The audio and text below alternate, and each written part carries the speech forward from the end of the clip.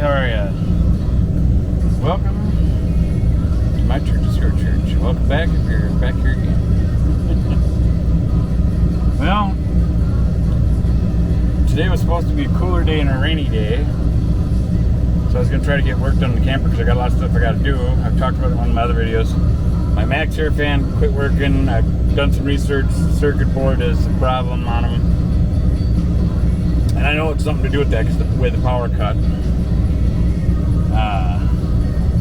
So I can't afford $110 or whatever it is, $120 for a new circuit board for it. So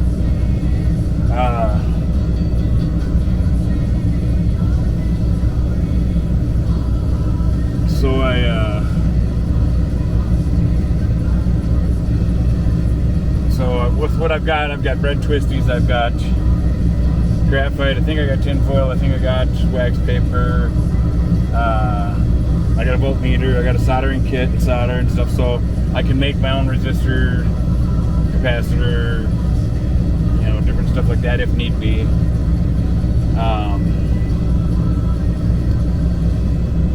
Hoping it's something simple. I'm hoping it's just hoping that like moisture got on the circuit board and corroded one of the little circuit lines, because then I could just make a jumper with the piece of bread twisty and solder the connection back together or something. I'm hoping it's something simple. I'm hoping I don't have to make components. I've got some ideas for it, but anyway, that's what I was going to do. Today I was going to work on that. But then it didn't rain like it was supposed to all day because I thought that'd keep the temperature down. It rained in the morning and then that's it. And it was all hot and muggy.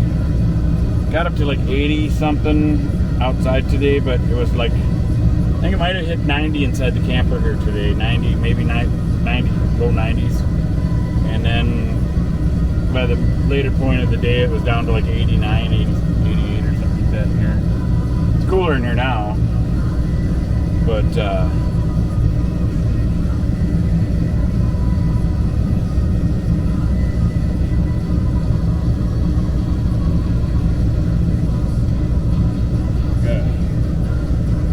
waiting to see people back up behind me. I got two different vehicles behind me, and one's already got its lights on. I don't want to be back. I don't want to back up at the same time he's backing up, bumping into each other.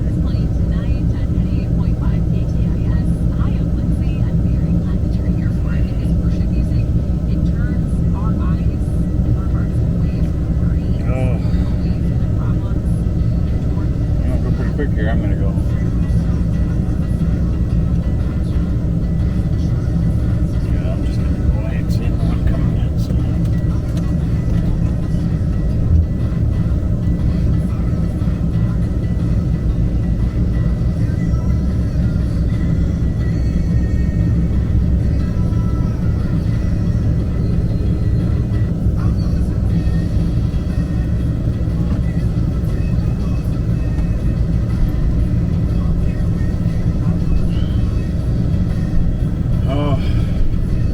You know, it's really weird.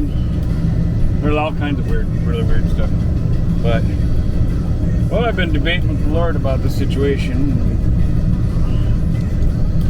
I know He had me come here for a reason. It's confirmed it again and again and again with all the different people I've ran into, met and helped and stuff. You know, but I really want to have an income. And the Lord keeps telling me to be still, relax, you know, heal and stuff. That was very hard for me to do in the beginning, but I did it. I made it through a whole year now with no income and no money. All with help the community and stuff, which is very hard for me to do, which was part of my learn to accept help.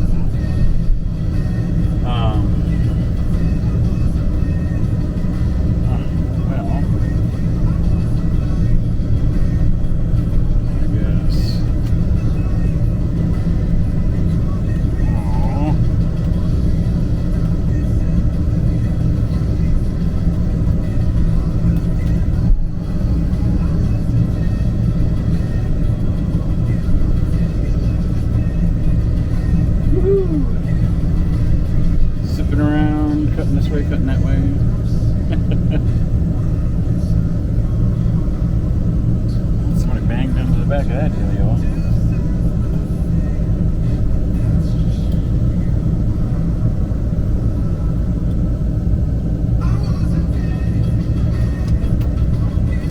Okay, let's shut that off.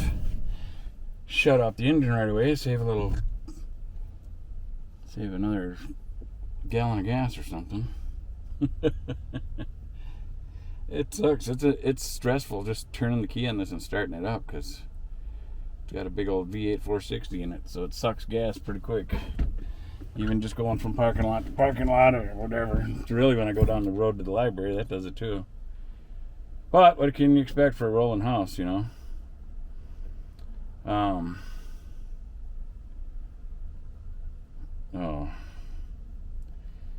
And maybe tonight, if I can muster enough energy to stay up and do an all-nighter, maybe I can.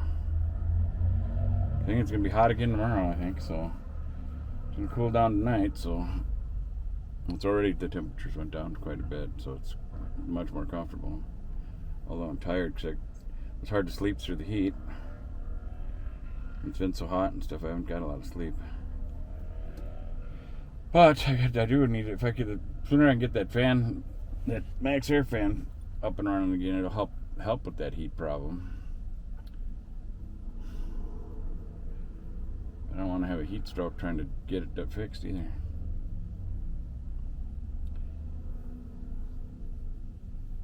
That's for the Lord telling me to be still and heal. I've healed tremendously by listening to Him and doing that. When I left the foundry, my hands and my feet were so bad. My hands were numb all the way back into my palms, and now my hands are normal again. And except for maybe my left hand, maybe the tip of the middle finger and tip of the index finger, maybe. So it's like 99% normal. And I still got that little bit of tingly on the tips. And my feet were really bad too. The same thing, numbness through my feet all the way back, going back on, not quite to my heels, but pretty close. And that's all almost normal now too. My toes still got it a little bit when I bend in my toes.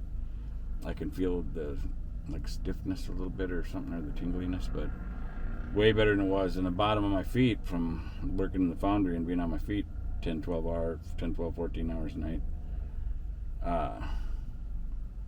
Feet were in rough shape, man. The whole bottom of my feet were like callous, almost the whole thing, like. And my knees hurt more, my hips, all that stuff. It was hard work. And since I've been resting and healing, I'm getting, my feet are like brand new again. My feet are like when I was a little kid again. My feet are really, really nice. I didn't think that could happen. Even on the right, like on my right foot, on the side of my big toe, that had a big, huge callus too. That's gone. All my feet are like just totally healed. You know.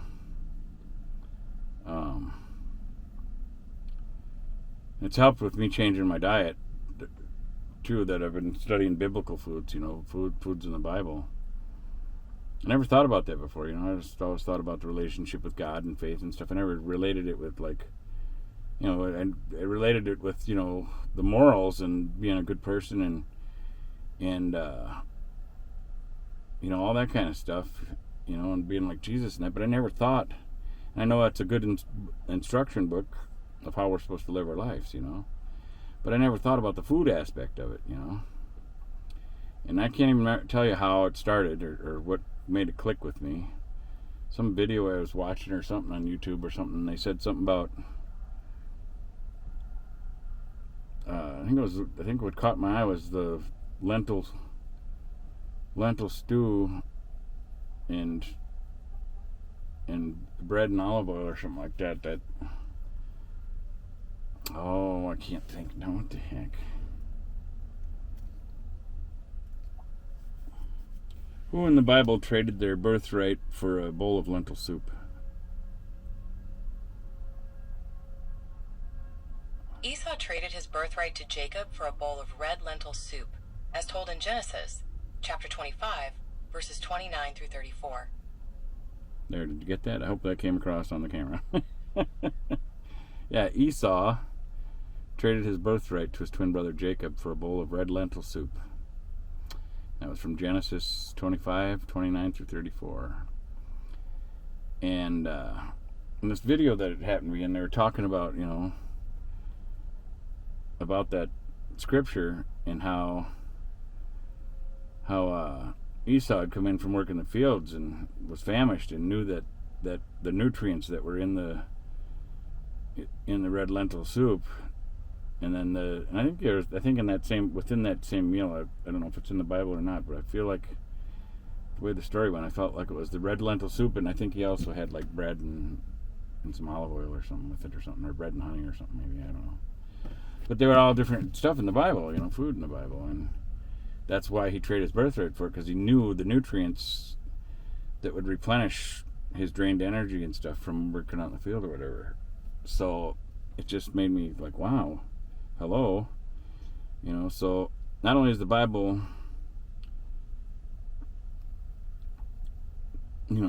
guiding us on how to live, but it's guiding us on how to take care of the vessel that we're in right now, with our flesh, So I made a list. I said it in one of my other videos. I haven't uploaded that one yet. I got it edited, but I didn't upload it yet. I made a list of 20 different biblical spices, or spices that are, not that they're biblical, but they're in the Bible, And I got, right now, so I'm doing that kind of research on the different foods in the Bible. Honey I've been using for a while now, because instead of for a sweetener, for when I was doing the Rise mushroom coffee, instead of using creamer or something, I've been using honey, because honey has natural antibodies or antibiotics or whatever in it, and a whole lot of other health benefits in it too. But it's real raw honey, not the fake honey.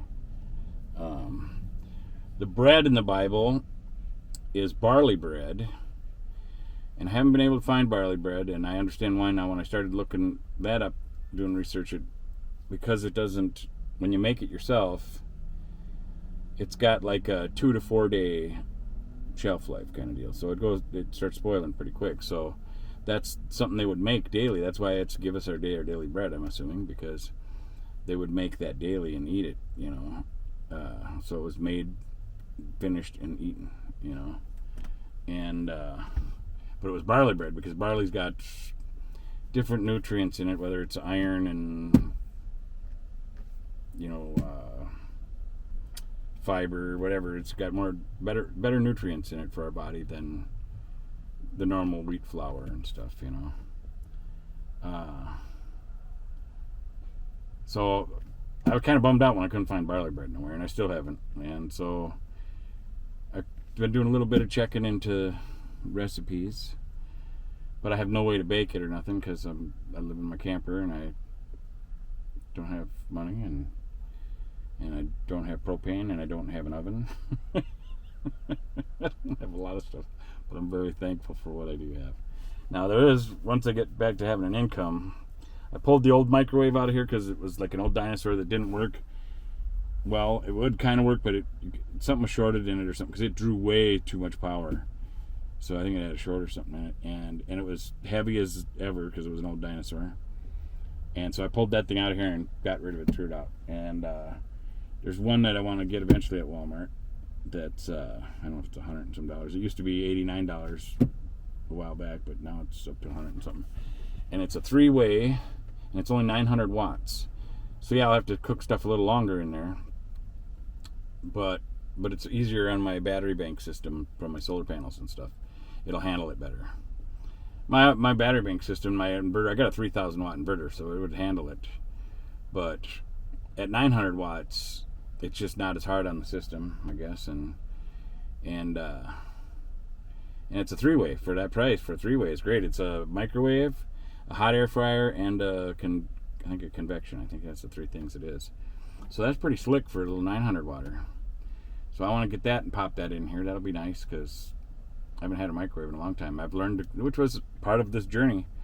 When I did have propane, and I still got a little left, I think I got enough to make hot cocoa or something a couple more times, but it's summer, so the only reason I kept drinking that making a hot cocoa coffee was because that Rise mushroom coffee was helping me burn visceral fat, and the stuff's really expensive, but I still got some left. But it's been so hot, I haven't wanted to make a hot beverage. So that kind of puts a dent in that. It's all the weather's fault why I'm fat. No, I'm just kidding.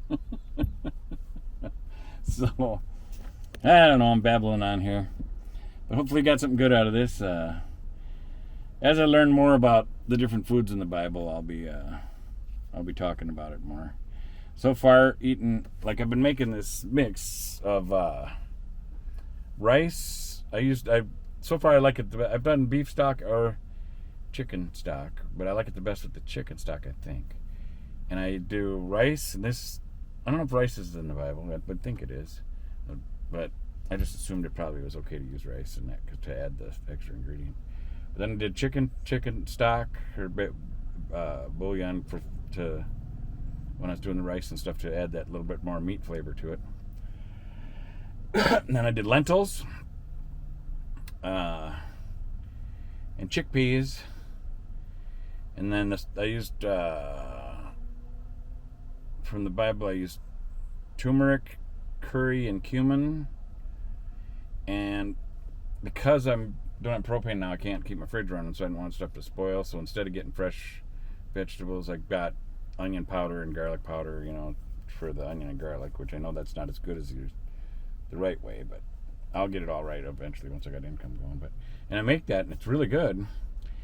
And I guess the lentils and stuff draw the sugar out of your system, so it's really good for preventing diabetes or trying to get rid of it or whatever. And I've never had that anyway, but it's good. And I guess because the lentils and chickpeas and stuff are more filling, and it's a whole food that's more filling, so it curbs your appetite better, and you don't get hungry as quick. And it doesn't have all the preservatives and stuff in it. And I don't know, but it's been really good. I had one of my friends tried it, and he liked it a lot. He's like, wow. He said, if you didn't already tell me what's in it, I would swear that this has ground beef in it. And I like my beef and stuff too. I like my burgers and stuff, but it's a good nutrient meal, and it's got a lot of protein and stuff. The lentils are really good for you and got a lot of protein, and the chickpeas are good too. So anyway, it's pretty good, and I'm liking it. And it seems to be, I don't know if it's just me or not, but I've had 20/20 vision all my life, and I still have 20/20 vision at 57 years old. But I guess is it not glaucoma? What is it? Some people's eyes start getting like foggier or that. I forget what it's called. But I don't know if it's just me or what, but it seems like since I've been eating, I'm doing this lentil dish stuff. It's almost like somebody took a squeegee and a Rain-X or something and cleaned my eyes, because even though I could still have my 20/20 vision for focus, and it wasn't really like it was blurry, but it seems like everything is just really clear now. It's like everything's much more crisp, and it's like I went from like 720 to 4K. Okay, maybe 1080p to 4K. But yeah, it's just really weird. It just seems like everything seems so much more detailed or something, since I've been eating this Bible stuff. So I think there might be something to it. Anyway, God bless you. Thank you for watching Talk to God, and we will see you on the next one.